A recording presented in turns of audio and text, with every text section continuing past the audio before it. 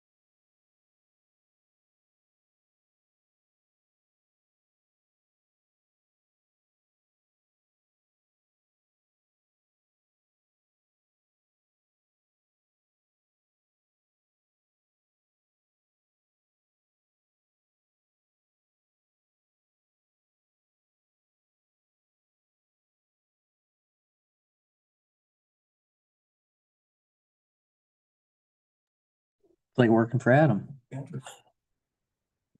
It is 11:15.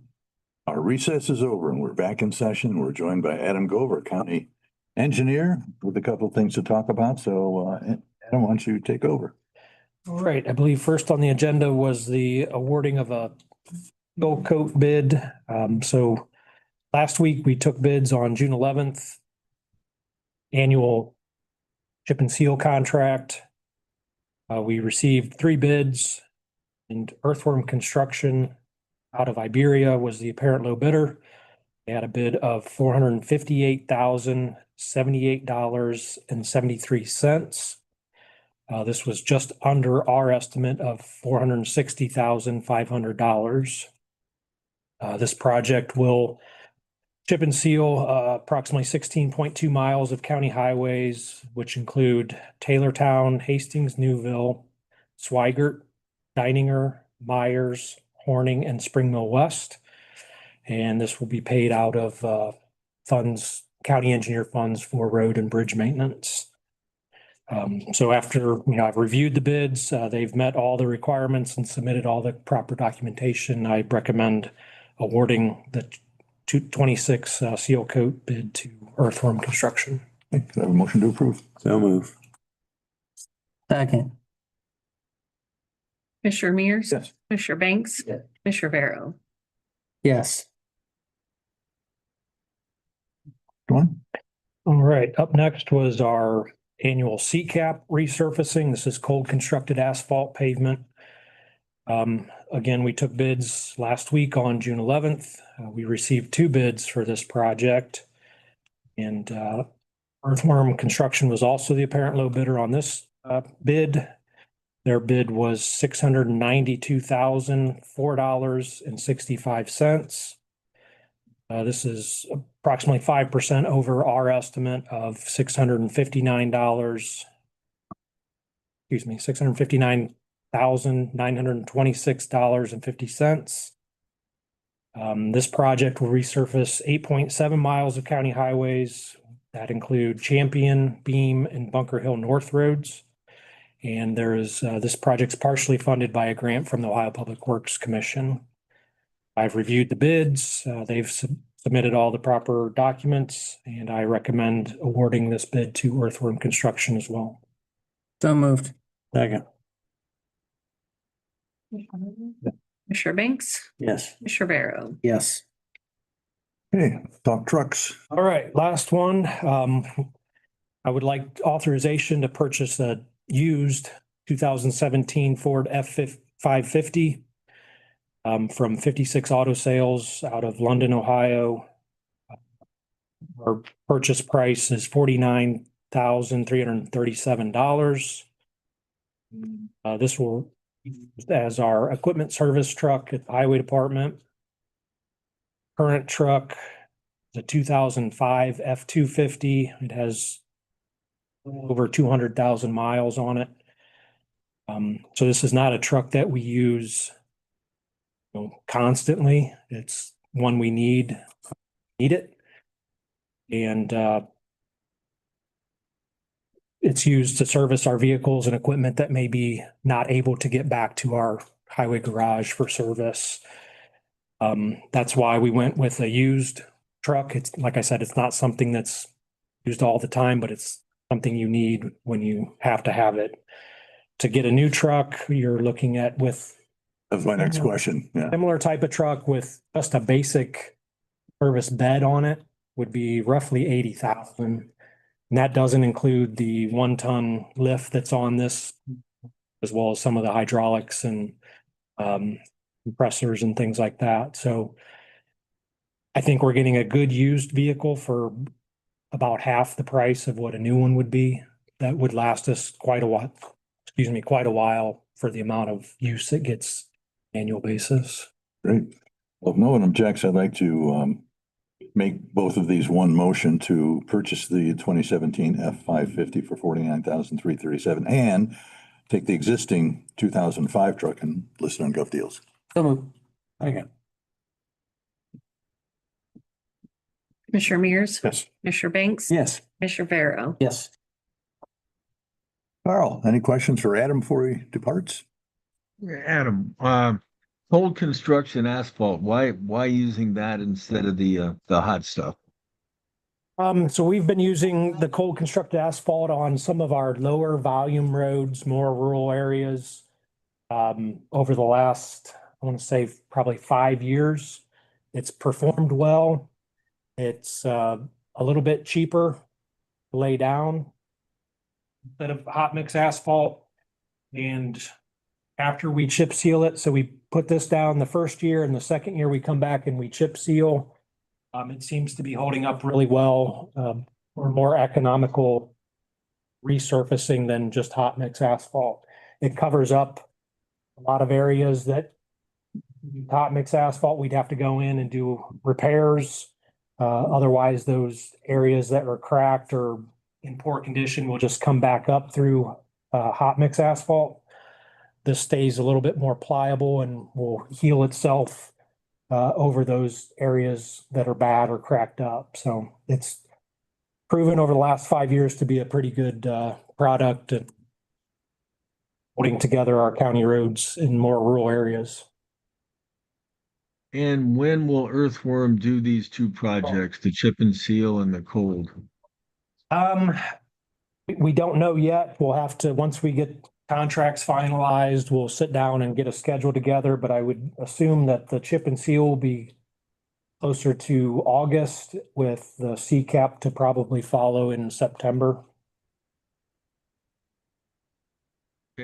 That's what I had. Thank you. Okay.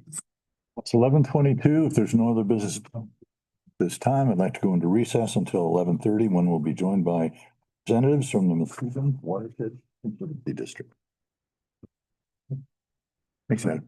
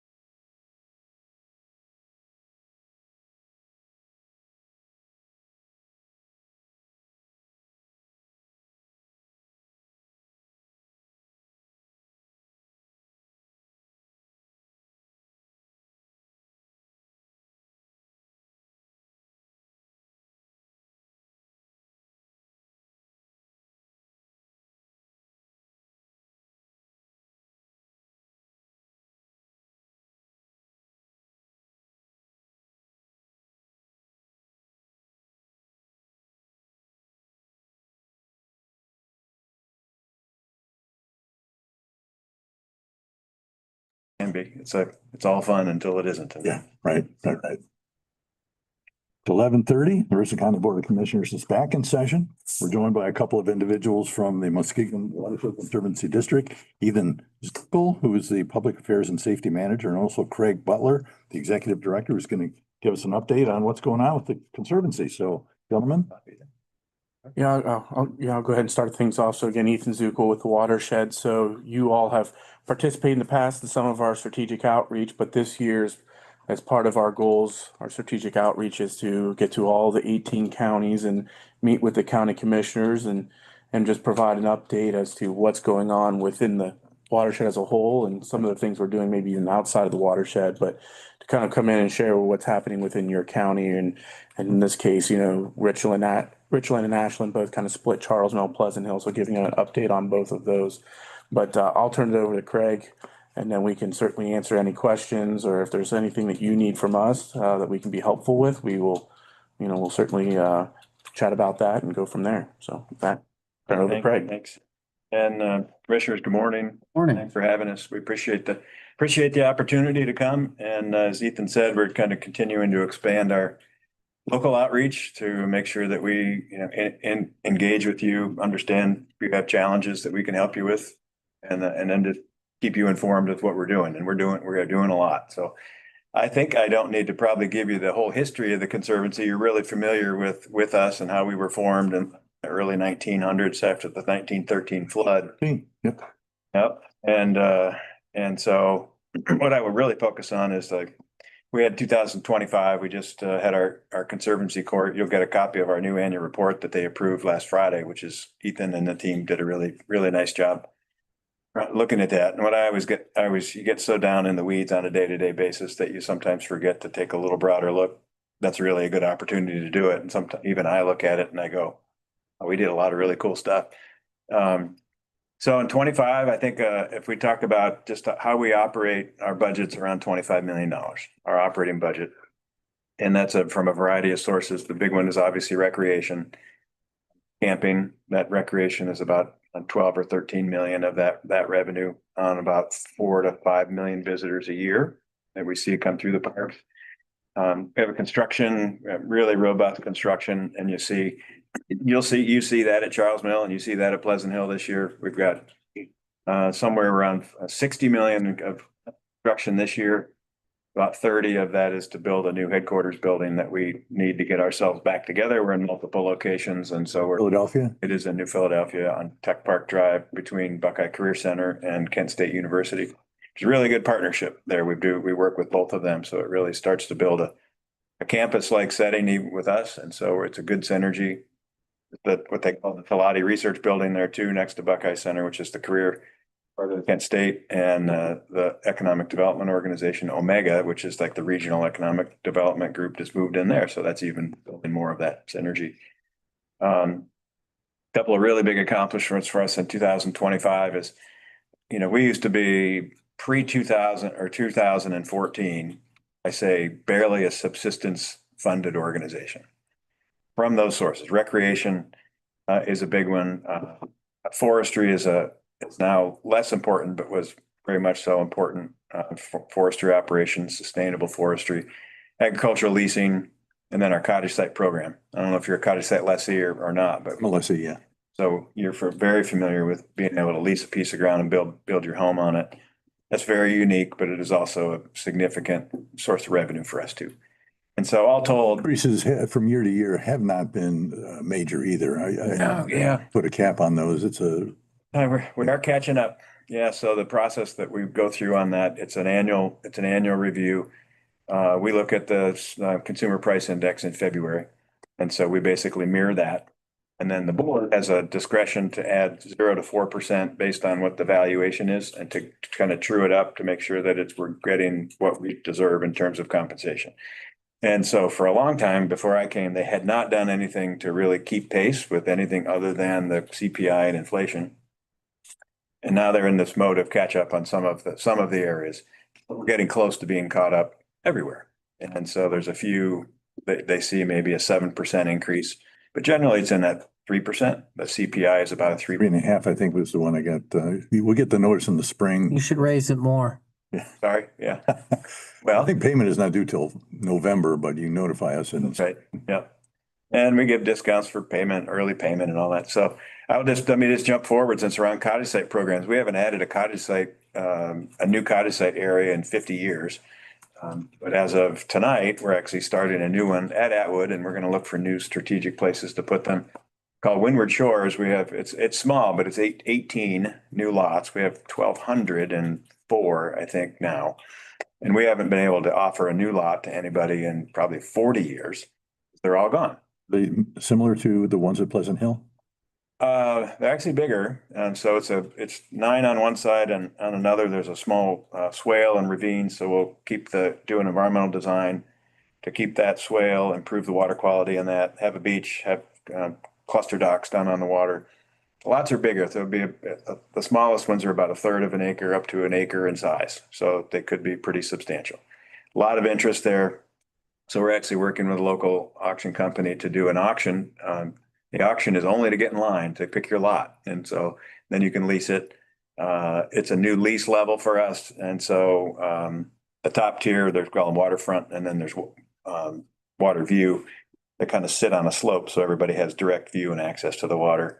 And so the top tier there, you pay, if you're we call it dynamic pricing. Our highest lease rate is Atwood Waterfront. Right now, it's about $7,500 a year. These will be at $11,500 and then $7,250 for that charge.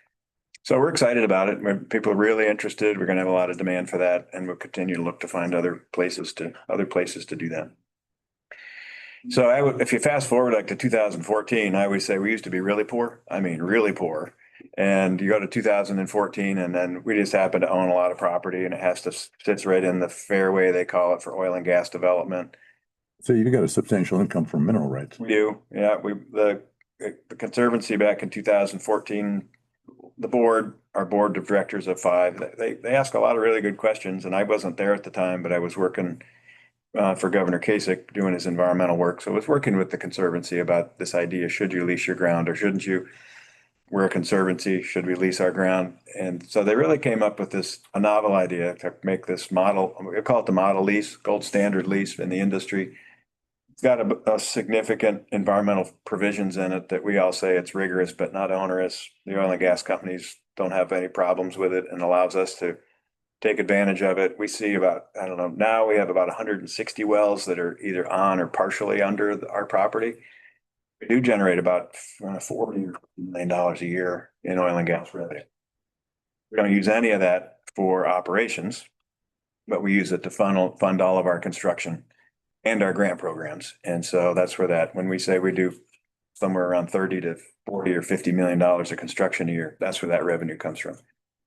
Going through a master plan process, we're in phase 3 of that through 2030, and that the board has approved about $350 million worth of improvements at the park, in our parks. So what you see at Charles Mill, and the new playground and the new camp areas out to the Messerly Center. You've done at Charles Mill is just amazing. Yeah. The new restrooms and showers opened last year, or was it 2 years ago? That was two years ago. Those are beautiful. Those are really nice, really well done. The new Hill also has. Yeah, Pleasant Hill's we got a ton of work to go on at Pleasant Hill. So at Charles Mill, we just finished the new campground area out to the Messerly Center and the restrooms, the playground, $1 million playground. The project's about a $10 million project. And then Senator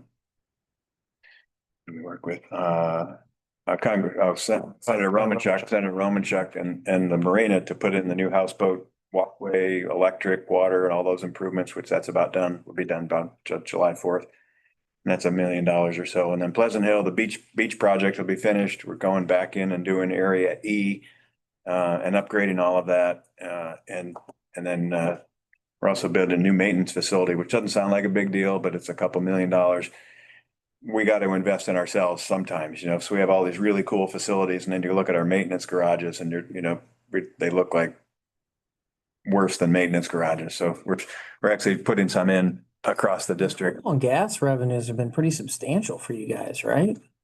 Yeah. I've seen reports I follow from along the way, but is it true several hundreds of millions of dollars in revenue over a 10-year span? Yeah, it's probably close to $500 million. $350 million that we're spending is all oil and gas money. We've got, and then what my, the most important thing that I focused on when I've been here 6 years, and I said, we have to make sure, one, we don't use our oil and gas money and get used to it for operations. We can fund all these projects, but we can't sucker ourselves into thinking that it's going to be around forever. So second, I said, we need to make sure that we're never as poor as we used to be again. And so we tried to work with the Attorney General and ask, could we take some of this money that we're making, set it aside and invest it outside of, we're a municipal government like the city here is. And so we're bound by the Uniform Depository Act. We can't buy really stocks. We can buy government paper, which is okay, but we really wanted to invest it differently. The answer we got was, well, it's really public money and you want to invest it privately. I think you can do it, but I can write you an opinion, but it's only as good as long as I'm here. Thankfully, we didn't do that because, Attorney General Yost has left. And so we went to the Senate President Huffman. He said, here's what we want to do. He said, we support that. The General Assembly has told all conservancy districts, and there's really 3 that function, we're not going to support you. We're not going to give you any money. Go make it yourself. You've got your assessment we have, which is ours is $2 now. And it's really restricted for maintaining the dams. And we don't use it for anything for operations or any recreation work. And so long story short, we had to change the law. The governor signed it last year, which allows us to create an endowment. So we have a permanent private endowment and we're able to take literally millions of dollars and put it in there for the perpetual funding. And Where's the endowment stand now? we put our first $25 million into it in December. And we'll have more allocations annually as we go through. I have a target just in my mind. I'd like to see $100 million in there. Have that generate revenue. You mentioned forestry is less relevant now than it was. Yes, sir. Now there's still timbering taking place. There's still revenue from that. Yeah. Why is it less relevant now than it was? Is it because it comprises a smaller fraction of? Yeah, just scale. I mean, we still do as much forestry as we did before. It generates about $500,000 a year in revenue.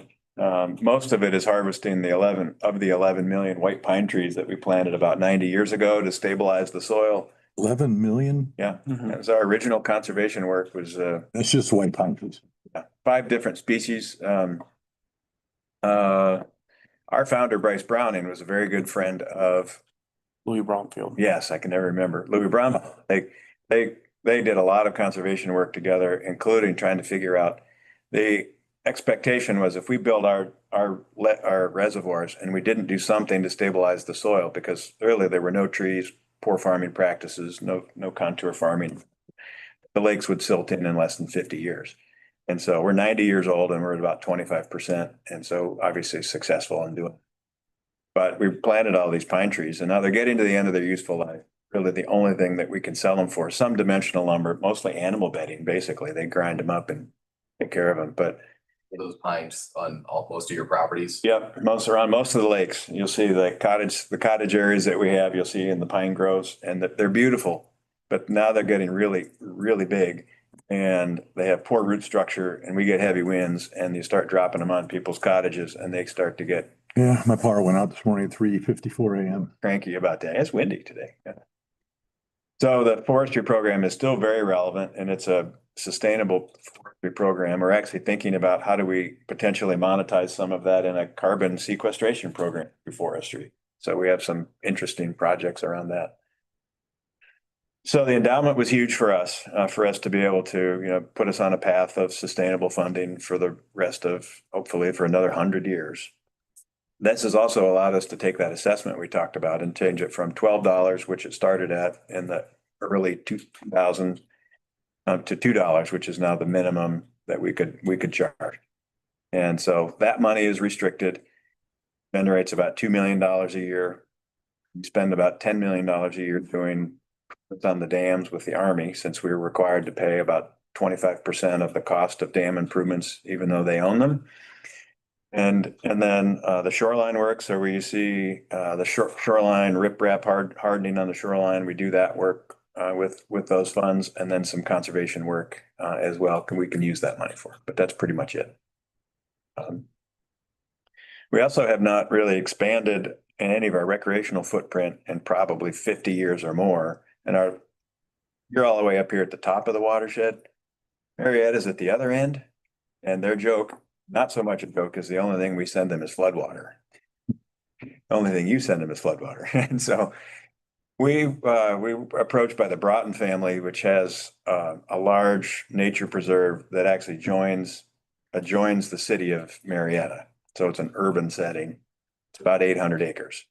And their family has always kept it open to the public, got trails and event center, but they wanted to basically find somebody that could take care of it for the rest of their life. And they wanted to they're getting older. And so they sold that property to us. And so now we have a new urban park and we're managing it in And where is that? Where's that located? Marietta. Yeah, all right on the river. And it's a neat property. It's different for us. So the event center, we have weddings and things like that. So we're just starting to figure out how to manage this. And that's the first expansion of your footprint. Yeah. Yep. Ever. As far as recreational facility. Yeah, I mean, we buy a lot of properry and it's the first recreational asset expansion probably since the 1950s. What was very unique about that, and I always want to talk about this. So we bought the property for about $3.5 million, which was market value. The family then, unbeknownst to us, until very recently, took more than half of that, $2.1 million, invested it at the Marietta Community Foundation on our behalf, in our name, gave it to us to maintain the park forever. And they got no tax benefit from it. They got nothing except they wanted to make sure that respect that. So it was a very gift for us to be able to do that. So that's exciting. This coming year, we've set some organizational goals for ourselves. Ethan's working on one, talk about the history. Yeah, so absolutely. So we've got great history, and actually there is a book on the Conservancy. It's called A Valley Renewed. You may or may not have seen it. It's pretty old, but it was done through Kent State University, and it takes our history from just the very early days in the 1920s. It talks about the 1913 flood and even a little bit before that, but it pretty much tells about buying your grist mill and right flooding it. But it takes us through the establishment and all the way up through the 1970s and talks about the 11 million trees that we planted. And so it's great history. I love it. A lot of people think it's dry, but if you want to know, the ins and outs of how the Conservancy got started, not only just MWCD, but all Conservancy districts and all, it's a great read. What's the name of the book again? A Valley Renewed. You can still find it on Amazon for about $4. Yeah. But to that, from about 1970 through today, we haven't really captured our history, and a lot has happened since then. You mentioned, the reassessment of dams and the maintenance assessment coming online after that. The change in oil and gas and what that has done for our district. And so we are stepping through a process now, working with Malone University out of Canton to kind of take that 1970 plus history and put it.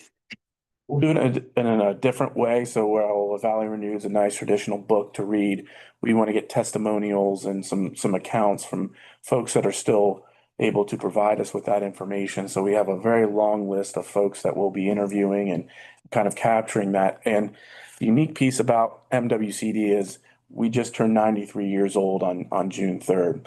And in that span of time, we've only had 4 executive directors, including Craig. So there's a lot that can be looked at through a 30-year window for each of those executive directors. And that's kind of the approach we'll take. But we're excited to have that project. I'm not staying 30 years.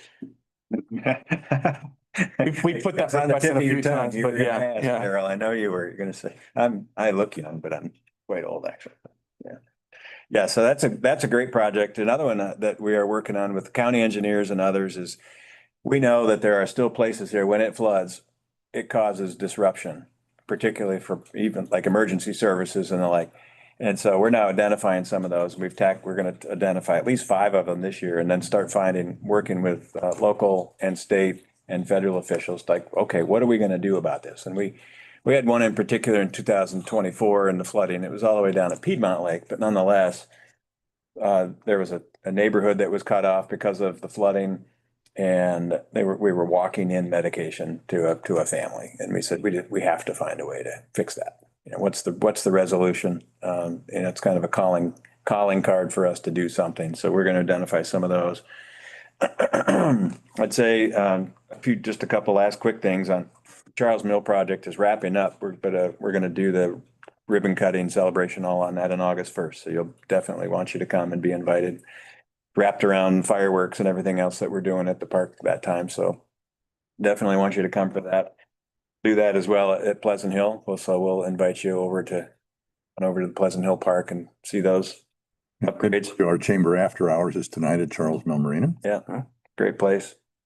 And then I just touched base on the grant programs that we work with. We really called Partners in Watershed Management. And the first really 3 legs of that, and one we're just getting ready to announce. The first leg is communities can work with us if they've got log jams or if they have stream problems, erosional issues. We can give grants to help fix the stream, which really helps flooding. Second part of that, more recent, is grants we do for conservation. So we're supporting things coming into a watershed and doing the research called a non-point source assessment. And that identifies the threats in the watershed. What it really does is opens up to like soil and water conservation districts that we work with to go get funding from state or federal sources to fix the stream. And then last, we'll announce next Friday, a new one, the Connecting Community Grant Program.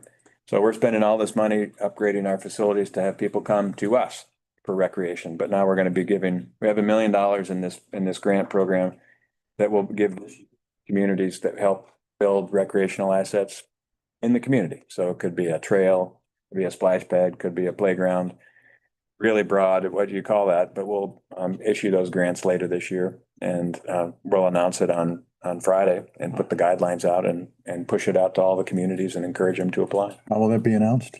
So we're doing another ribbon cutting. We got a lot of ribbon cuttings this year at Clendenning Lake. We're opening the new marina. So we'll announce it there. Press releases will come out. And then once that's done, through just a broadcast and email and communication, we'll get it out to all the communities across the district that they can apply. $1 million is not going to meet the need. We know that, but we just developed it. We'll announce it. We'll get our feet under it this year and then see if we need to add additional money. We'll talk to the board about continuing to provide funding for it. Can I, one state? Yeah, we talk about, if you're familiar with Jobs Ohio and how they have Cleveland State do the work, and you hear them talk about, the impact of shale gas in the state. And it's something like, I think it's like $114 billion is what the impact to Ohio has been. So we know them well, and we said, let's do that for us. And so our master plan phase 1 was about $190 million. And we said, what's the economic impact in the 18 counties for that $190 million? We were surprised. It's just at $1 billion. So we see that what that tells us is that the money turns over at least 5 times in the district. And then all the other statistics about how many direct and indirect jobs all that creates. But we're expecting to do that again once we get to the end of this 2030 phase 3, which will be at $350 million. And we're expecting that to be at least $2 billion or more, that we're able to see economic impact, which is important to us. You mentioned, at any rate, I'm from Belleville. I was the mayor of Belleville and worked with you when I was down there. And at that time, the state of Ohio, in 2000, somewhere between 2005 and 2010, they came in underneath the Blue Bridge. State did, and cleaned that out. We didn't have any high water for like 6 or 7 years. Having high water again, it was up to the bottom of the bridge earlier this year. And the sandbar underneath there is the entire reason. That's what's holding all the water back. Is there any way the village of Belleville could get any assistance cleaning out state? Well, ODOT doesn't seem to want to even talk to us. I don't think they would touch it, but the answer is, I'll answer it with a project that we did last year. The answer is yes. It's going to be, I think it'd be expensive. But what I would say is we've been working in the Stillwater watershed, which is between, up just downstream of Tappan Lake. And it's the namesake is appropriate. It is flat, so it floods pretty frequently.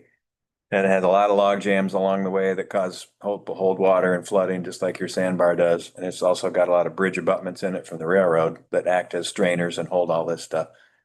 So they have come to us a few times and to the state DNR to ask for some help. We've given them money to help them. They first needed to do a study to say, can we do it? How? How do you interact with the Army Corps of Engineers, hopefully, to get in the stream?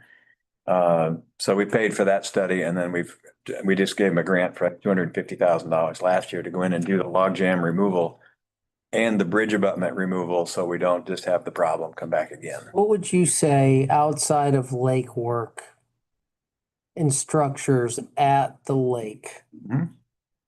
has been your biggest victory or improvement for Richland County in just past 2 years? I don't know the answer to that. I would go back and look at what our Richland County investments were through our Partners in Watershed Management Program, which we can do and we can be able to give you that number. Outside of structure and or just employment and payroll numbers, which we could provide to you too. It would be through that program where we give money back to the communities outside of just what we do. Okay, how about an example of one of those? It could be stream work would be another one, or we do bridge work. We'll do culvert repairs.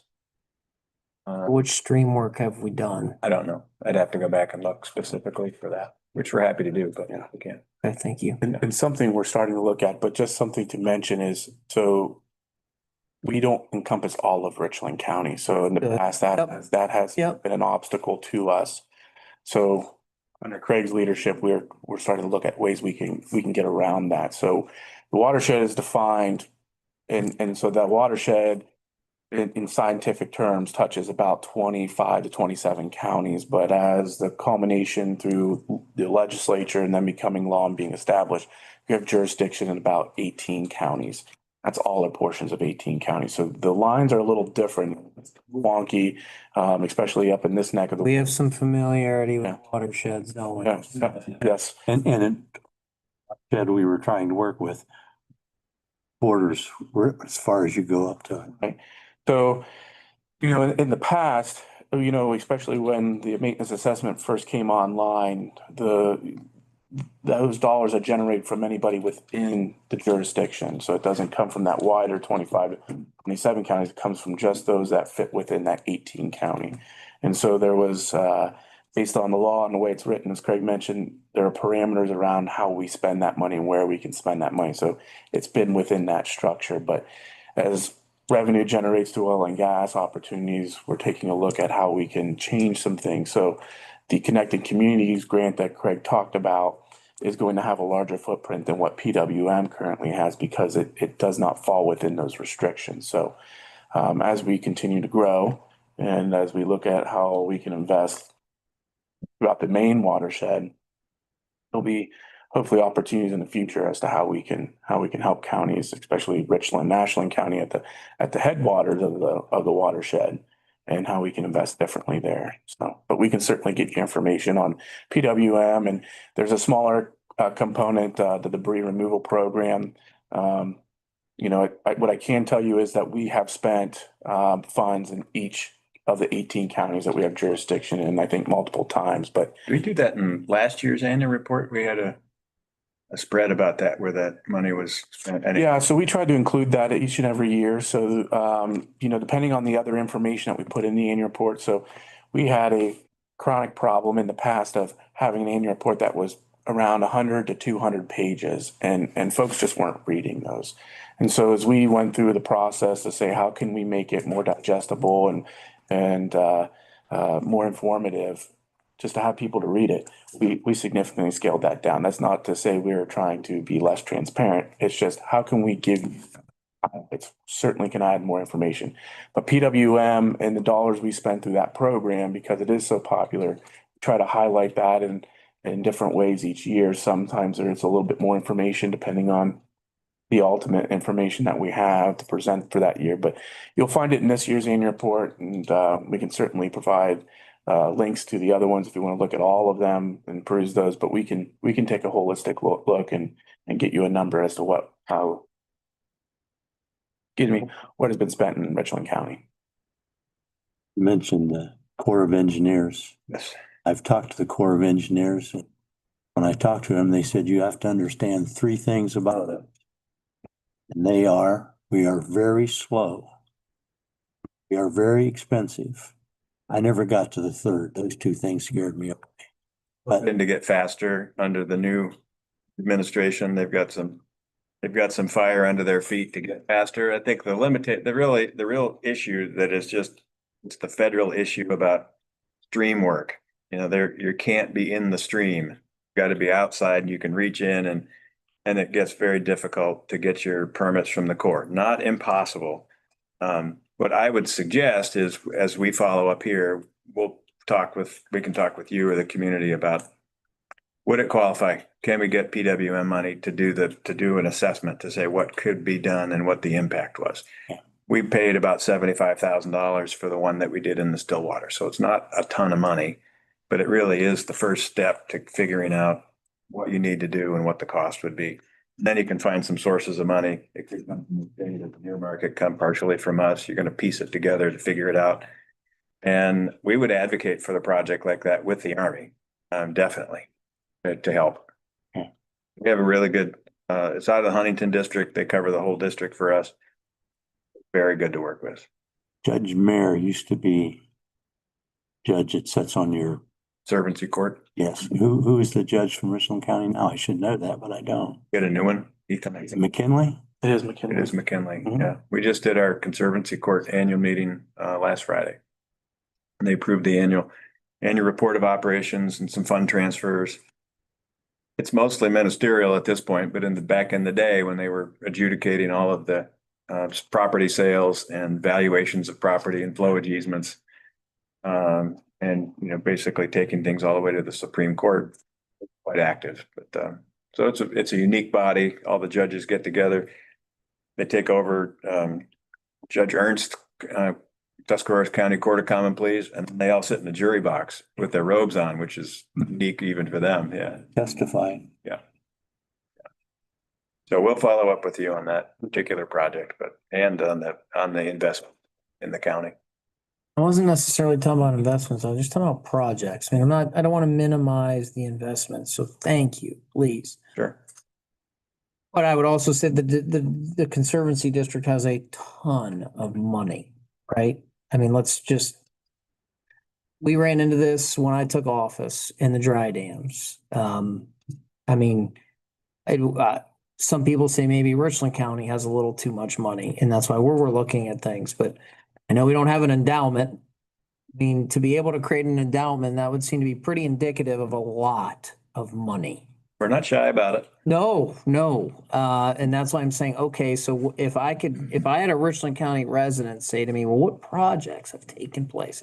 I'm not trying to put you on the spot. I'm just, this dates back about 7 or 8 years in the conversations I had with many residents, particularly in the Shelby area, as you guys are well aware of.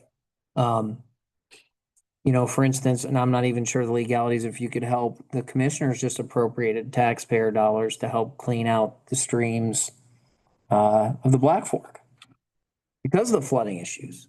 And we had approached MWCD, myself in particular, after the dry dam project went bad, and there didn't seem to be a lot of flavor from MWCD to assist with some of that.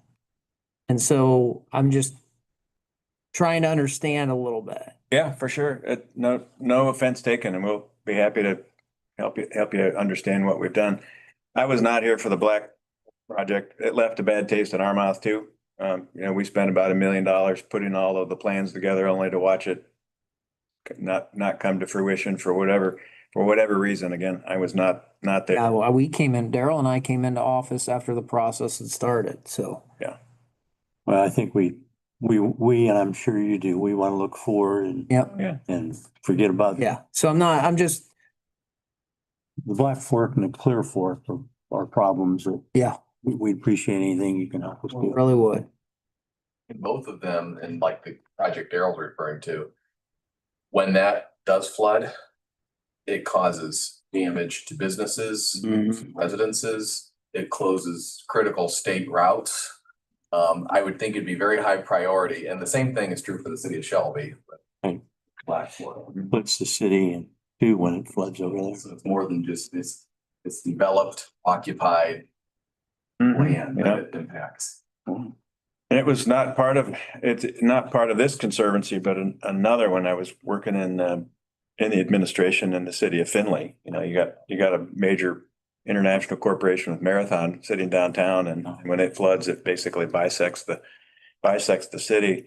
They've done some really proactive things. Not only their work, the conservancy district there is fledgling and trying to get their feet underneath them to generate money, but they actually put a sales tax on themselves to generate revenue. So they generate several $1 million a year to do projects. And they have a plan to do something like we had identified in the Black Fork about building some very large dry dams that could help divert some of that floodwater to keep the city of Findlay from major flooding. So it's going to take, yeah, we're happy to re-engage there and talk about it. Well, we sure appreciate Appreciate you. it. Thank you. For sure. Thanks, guys. Yeah, thanks for all you do for flood control, recreation, and Fulton County is well known for its actions, and you're certainly that. And before I say goodbye, we have Carl Hunnell from Richland Source, the media, online. I assume he's still there. Carl, Yes. do you have any questions for these gentlemen? Oh, a couple. I mean, critics have argued that relying heavily on oil and gas leasing contradicts the district's environmental conservation mission. So how do you defend extracting fossil fuels on public conservation lands to fund park upgrades? Yeah, good question. That was, as I mentioned, in the early 2010s, the Conservancy had this question about should they do it or shouldn't they? A lot of conversation around that very question. And I often answer it this way. I would say, one, we needed to be sure that we controlled our own destiny, and by creating our own lease that was protective of our properties, for us to drive that versus what would happen to us anyway under the state laws for unitization. Our land would have been unitized and it would have been drilled anyway. And one, we would have gotten no protections outside of a standard lease, and we would have gotten only the state minimum lease in terms of payment, which is a 1/8 lease or a 12.5% with no bonus payment. And neither of those were something that we thought was going to be protective of the Conservancy or beneficial to the Conservancy. And ultimately, that's why we've chose to move forward. Okay, and I know, are you working or still talking with groups like Freshwater Accountability Project and Save Ohio Parks? I know those are a couple of groups that have been very active in trying to convince you guys not to do it, or at least put in broader protections in case of accidents.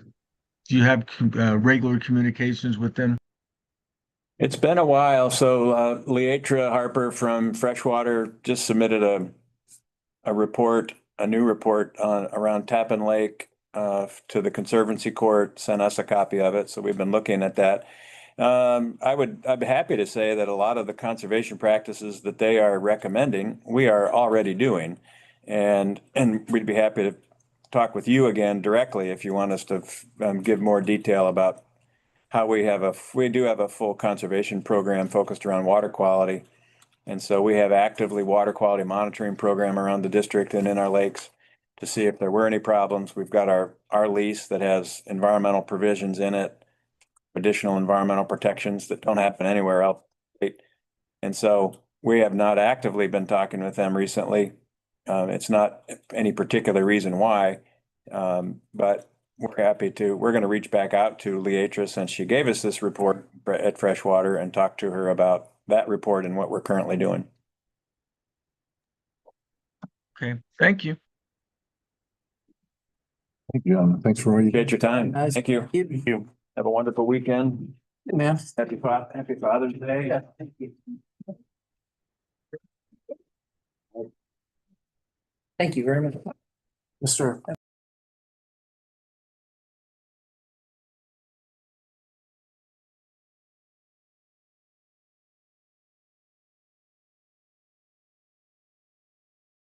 County. Ethan, It's Mr. Meehan. 12:10. Is there any other business to come before the Board of Commissioners? Yep. From the bridge down there, I think. I'd like to make a motion that we authorize Missy to hire a kennel attendant. She just I sent. just saw an email. I didn't open it Yeah. up. We don't have, she just has to extend the offers. This is authorization. So moved. Second. Commissioner Mears, Yes. Commissioner Banks, Yes. Commissioner Vero. Yes. Hey, is there any other business to come before the board at this time? Hearing none, we stand adjourned at 12:11.